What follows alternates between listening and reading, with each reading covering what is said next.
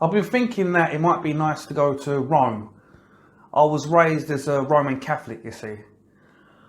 I wonder what one of those old school masses that are completely in Latin would be like. I wouldn't understand what's being said, but it's not like I've never been to church before. I know what order the proceedings of a Catholic mass service go in. I think it might be alright. They used to have mass in Latin in every church here in London, all the time before I was born. You wouldn't have a clue what was going on, would you? I stopped going to church a little while ago. It's supposed to be a mortal sin not to go to mass on Sundays. Your soul could be damned to go to hell for missing church. I remember last time I went to church, they'd just recently introduced a new priest to us. I won't say his name to protect the innocent, but he's a Nigerian Catholic priest with the broadest accent you've ever flipping heard in your life. I couldn't understand one word that came out of Father's mouth. Straight up, not one word.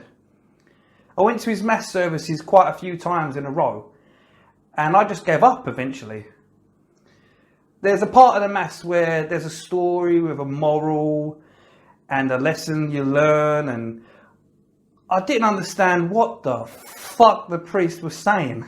And I thought, what am I doing here?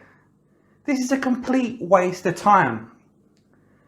I mean, I sort of understand what it must have been like back when masses were completely in Latin, to be honest with you. I mean, don't get me wrong, I'm not blaming the damnation of my soul being condemned to hell on a bloke with an accent. But when the time comes to meet St. Peter at the gates and push comes to shove, I might actually have to play that card. I'm not sure. We'll play it by ear. It's not just Rome I'd like to see. I'd love to go out and see a bit of the world as a whole in general, really. I've already done some light travelling. So far, I've been all around the main three parts, well, the only three parts of England, North, South and the West Country. I've been to Ireland about 20 times, Wales, Scotland, the Isle of Sheppey, the Isle of Wyatt, Tenerife, France and Spain. Actually, I'd love to go to Africa and see everything, but it's too big. You'd never be able to see everything. And if you've seen video clips of people living in Africa and think they look comfortable in that heat, then that means you believe that people can acclimatise. I think it's a myth that people can acclimatise. The only way that I'd believe in the myth of people acclimatising would be if I saw a news report about an outdoor nudist colony up in Alaska.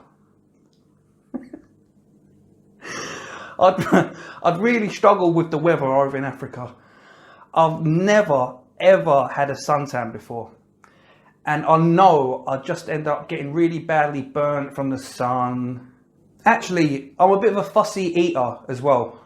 I don't like trying new things, so if I couldn't find anything nice that I'd like to eat, then that'd be a bit of a problem, obviously.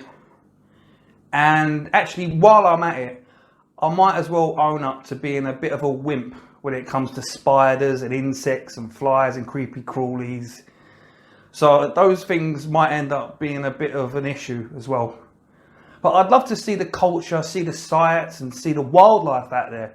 Like real wild hippos, rhinos, giraffes, zebras, elephants, crocodiles, gorillas, cheetahs, leopards and lions and that. But what's the food going to be like over there? I mean, by the end of most days, I have to eat at least a little piece of meat, but not steak. I've flipping had enough of that high maintenance meat. If you cook it at home, it's a treat, but it takes twice as long to eat than other meats.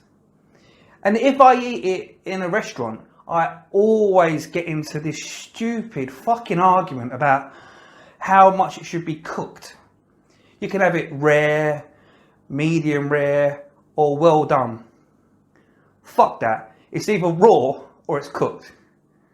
That's what I think. This is how I see it, right? Rare not cooked. Medium rare, nearly there. Now you just have to finish cooking it. And then the last option, which is well done, also known as a 100% salmonella free piece of meat.